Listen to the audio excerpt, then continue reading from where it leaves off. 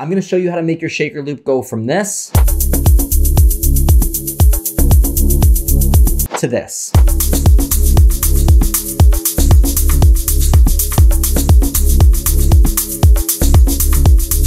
So basically be a quick masterclass focusing on shakers and shaker loop. This is great for deep genres like deep progressive house, deep house, organic house, but the techniques work for other genres too. I'll start with programming simple shakers and adding a ton of swing and variation. So your shaker loops will sound super professional and super interesting after using these techniques. Some of these techniques work best in use with other techniques that you'll learn in the videos. Make sure to watch all the way through. Make sure to subscribe and let's get into the video. The first thing I'm going to do is choose proper shaker samples. I want to be looking for high quality samples that are easy to work with. I'll be using multiple layers for this example, maybe even 5 or 6 layers, but usually you can get away with using even 2 or 3 to make a really nice shaker loop. Let's look at some examples and I'll choose some different shakers. I have a drum rack here. I'm going to name it shaker loop. And then I'm going to start to cycle through the different shakers I have. The first shaker here has a pretty soft transient, and this is good for maybe slower types of shaker loops or even deeper music. Typically, if the transient is a bit more aggressive and sharp, it's going to feel a little bit higher energy, and these softer kind of fading in types of transients are going to add a little bit more swing and sound a little bit softer and less energetic. I'll be using a combination of both, so I'm going to find one with more of a transient. That one sounds pretty good. For the third shaker, I want to find one that's more of like an egg shaker sound or a rattle sound or even a tambourine. Go for the tambourine here. I like this tambourine metal sound here. I'm going to throw that in as well. I'm going to grab one more shaker and then one percussive sound, and I'm not going to bring those in until a little bit later in the video, but I just want to grab them right away. If they don't fit with the loop later on, I'll swap them out. This sounds pretty interesting. One like percussive sound. There we go, that sounds good. So now I'll open up the chain so I can see everything here, and I'm just going to organize the shakers. The one with the quick transient at the beginning, I will name shaker 1. The softer transient, I will name shaker 2. We have the tambourine. This third shaker, we'll call that accent, and then we have the rim shot. When you're choosing your samples, it's also a good idea to change the pitch up or down a few semitones of the sample. Sometimes by doing this, we can find that the shaker or whatever drum sample you're using can fit better in the mix. Now I'm going to draw in my 16th notes for the shakers. So right click, change to 16th, and I'm going to go on shaker 1 all the way across. This is already going to sound instantly super boring. So the first thing I'm going to do before adding any other layers is the simple trick of adding swing and groove to the shakers. And there's 2 ways that I can do this. First way is using the velocity. So if I actually follow this pattern, low, medium, high, medium. And I want to follow that all the way across, but I want to do it manually. I could just duplicate this all the way over, but doing this manually is going to make it even more interesting because I'm going to add a little bit of difference to every single hit. Low, medium, high, medium, and I'll just keep continuing this. I'll speed up the video here. And this is how it sounds now. Way more interesting, way more swingy and groovy, and it's just by adjusting the velocity a little bit. The second way to do this is actually by using sidechain compression from the kick drum. So I can grab compressor, throw that onto the shaker loop, and just add a little bit of sidechain from my kick. This helps because it feels like it glues to the track a bit more by flowing with the kick. I like to do a little bit of both velocity and a little bit of the sidechain.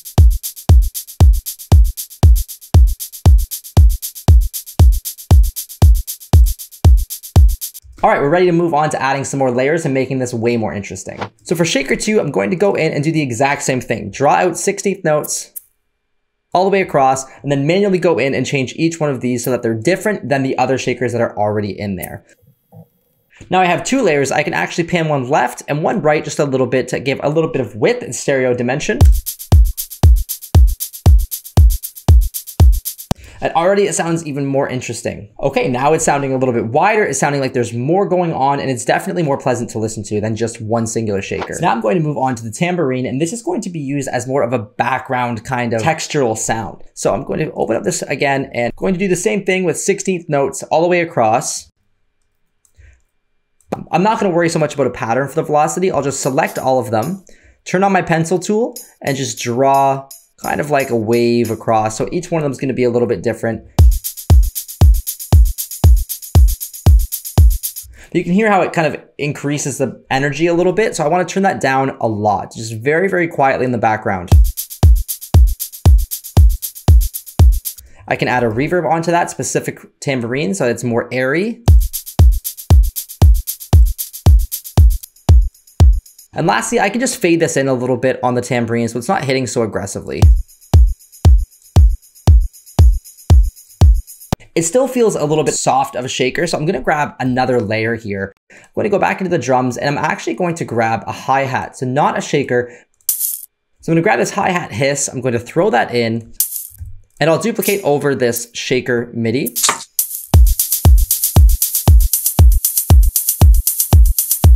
It's definitely a bit more aggressive. The shaker has more power now, but I want to fade this in a little bit so it's not super transient, and I'll just go like this. And this is also a great way to make shakers out of hi-hats. Just by fading in a little bit, it can really sound like a shaker rather than a hi-hat. Maybe a little bit too much, so I'll dial it back. That sounds great. Maybe turn down the volume a little bit. Now I'm going to show you how to add a lot of swing to your track. Swing is very important because it really elevates the shaker loop and makes it feel super interesting and super professional. Depending on the genre, you might have more of a loose swing, meaning that it's further off the grid. Typically deep house, organic house, down tempo, these tend to have a little bit more of a loose attachment to the grid, making things feel a lot more swing oriented. Higher energy genres might have a little bit more of a tighter swing, meaning they're closer related to the grid. But either way, applying swing really helps to make the track feel less robotic, less rigid, and way more subconsciously interesting. Let me show you a few things that you can try out. So I have my MIDI here. The first thing I can do is just grab everything, shorten the MIDI notes just slightly, and now I can go in and actually move all these individual MIDI notes by a little bit to create a sense of swing by having them not stuck to the grid. This is a little bit time consuming, so what I suggest instead is using a groove pool. So if you don't have this open, you can just click on this little waves groove pool symbol, opens up the groove pool, right click and browse groove library. This library has a bunch of different swing presets, but I prefer the Logic folder. Click on Logic and I scroll down to 16ths because we're using 16th notes. And I like to add swing, and I go between maybe 55 and 60. And this is just basically how much swing you're going to be adding. So if I go up to the 55, those little tick noises are basically what the MIDI is going to be adhering to. So it's going to move the shakers so that they're a little bit closer related to those tick sounds that you're hearing. So if I go up to maybe 71, you can hear how that sounds a little bit off timing and kind of distracting. So I like to go a little bit closer to maybe 55, 56, drag and drop that into the groove pool, or drag and drop that directly onto the shaker loop, and that will add that to the groove pool. Next, you have your settings here. The quantize is how much it's going to quantize it to the grid before it adds timing. You can just leave that at 0 and focus on these 3 settings here. The velocity is how much it's going to change your MIDI information to match the velocity of the swing, so I'll put that back to 0 as well. I'll add a little bit of randomness so that it sounds different every time that it hits. The timing is how much of the swing you're going to actually be applying to your sounds. This also works in audio if you are using an audio loop. I'm going to throw that on the MIDI and we'll open it up and take a look. If I hit this commit button, it's going to change the MIDI to reflect the settings that I've done in the groove pool. You can see now that it's just slightly changed the MIDI on all of my sounds inside of the drum rack. Let's take a listen before and after.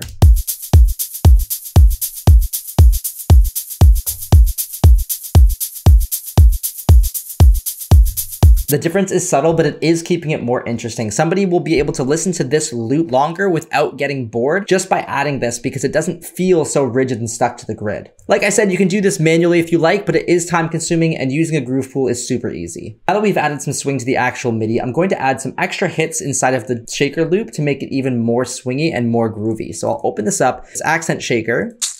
I'm going to go in and add that to the loop, but I want to add it in places that encourage the groove and encourage the swing of the track. I don't want to just add them randomly. I want to place them in places that feel groovy. See, this doesn't really sound groovy to me. Right, if I place them here, doesn't really sound good, but here it does. So I'll just duplicate that over.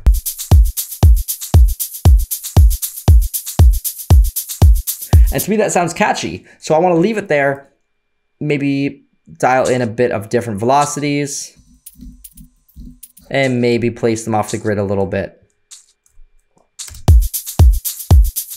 If you're finding that it's too far off the grid and you've already committed in your groove pool, you can actually right click and go into quantize settings and choose 16th notes and turn the amount up or down. and that will bring all the notes that you have selected back into place. So I feel like these are a little bit too groovy, too swingy, so I'm going to dial them back about 50%. And that'll bring them closer to the grid. So now these hits, they make it feel a little bit more swingy, a little bit more loose, and a little bit more fun and interesting. So now I'm going to be adding some processing and variation. And with this variation and processing, it will actually hopefully sound even more swingy and more interesting. The first thing I'm going to do is add the Has effect, which is a stereo delay from left to right or right to left, meaning that it sounds like one sound is being spread a little bit further, and it sounds really great for making sounds wide. So I'm going to grab a delay, and I'm going to throw that on my shakers. I'm going to go shaker 2, put the dry wet to 100%, feedback to 0, and then I'm going to put these both down to 1 millisecond. Now the delay is only going to repeat once. It's going to be the original sound and then one single repeat after that. And what I'm going to do is push this up between 7 and 40 milliseconds. And what that does is it plays the first sound on the left and then the other sound on the right only between 7 and 40 milliseconds later. And this makes it feel very nice and wide.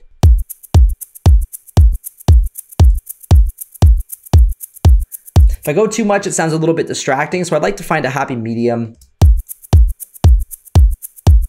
And I can actually duplicate this and put this in shaker 1 and reverse it so that the left signal and the right signal are swapped. Now when both shakers play, one is going to go from the left to the right over about 20 milliseconds, and the other is going to go from the right to left, and it's going to feel very interesting and very wide. For more swing and more looseness, you can push this number up, but if you go too far, it sounds a bit distracting. So right there sounds good for me. I'll add that Has to one more thing on the accent here. Maybe turn it up a little bit.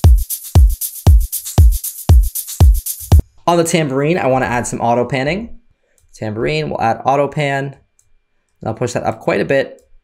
So now that's going to pan left and right in my headphones or my speakers, which again is very interesting. Overdoing it can be very obvious, so I suggest going less than 50%. This is already sounding pretty good, but I want to push this even further and get more variation and show you some more techniques that you can use. So I'm going to grab this shaker 1. I'm going to duplicate that and name this shaker 1B. I'll do the same thing for shaker 2, shaker 2B. And on shaker 1B and shaker 2B, I'm going to change the actual waveform itself, the transients. I'm going to change the sound just slightly. So maybe I'll fade in a little bit. I'll move this over a little bit. And let's change the pitch a little bit in the controls just by maybe 20 or 30 cents here. Listening to the difference between the shakers. Maybe a little bit more pitch. It's not too obvious yet. Okay, and maybe I'll push this one a little bit further to the left. Then shaker 2, do the same thing. Controls, I'll pitch this down quite a bit, maybe 35 cents, and I will change the waveform just slightly, maybe even transpose it down a full semitone.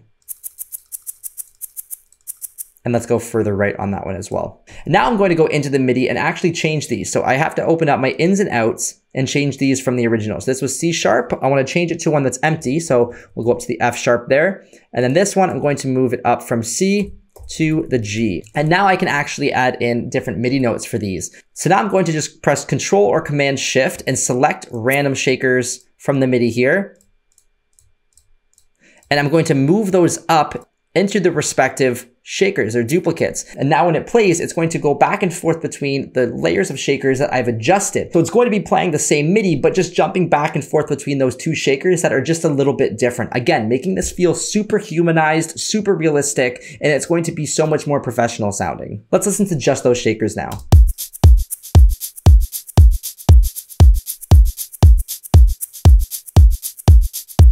Quite a lot of variation. I feel like it's losing a bit of the power of the shakers, so I'm going to push up this hi-hat hiss, the one that's kind of consistent. Just so we maintain that strong shakery groove.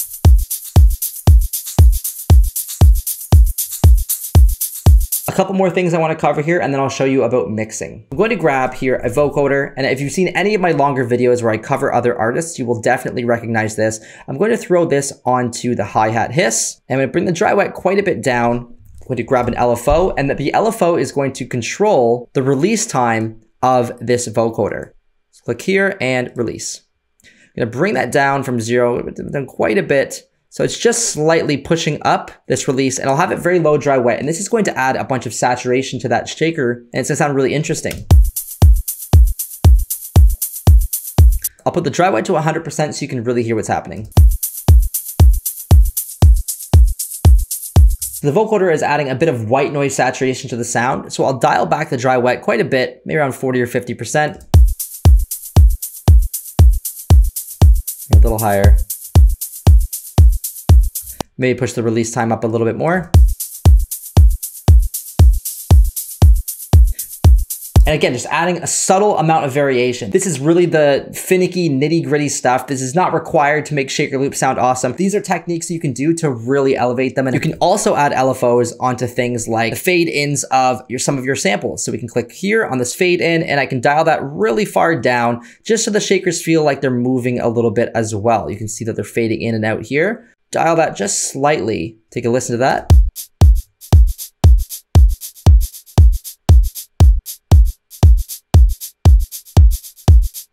Very subtle again, but we want to have that humanistic feel to get that really high quality sounding shaker loop. One thing I always recommend trying when choosing your samples is actually just to change the pitch up or down one semitone to see how it sounds.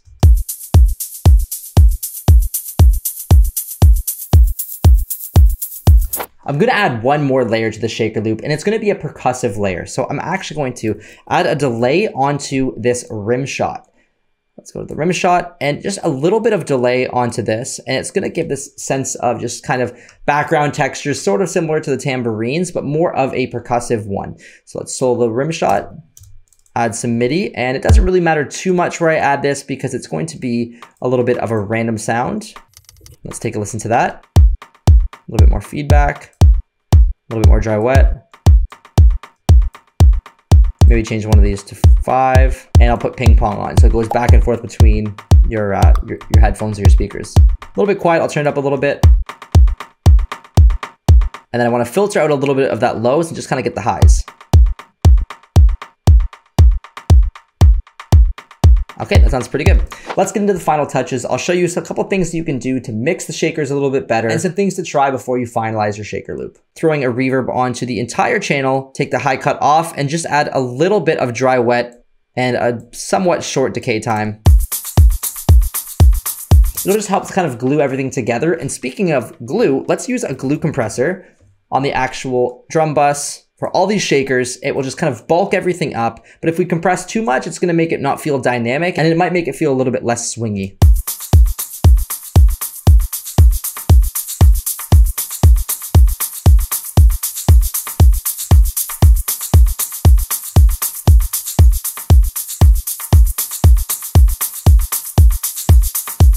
I'm going to throw an EQ on there, take out most of the low end. And then maybe I'll go in, cut out a little bit where my hi-hat usually hits. And let's test it out in the track. If you enjoyed this video, make sure to hit subscribe so you get more videos like this one. And while you're here, why not check out this video right here so you can learn more about music production.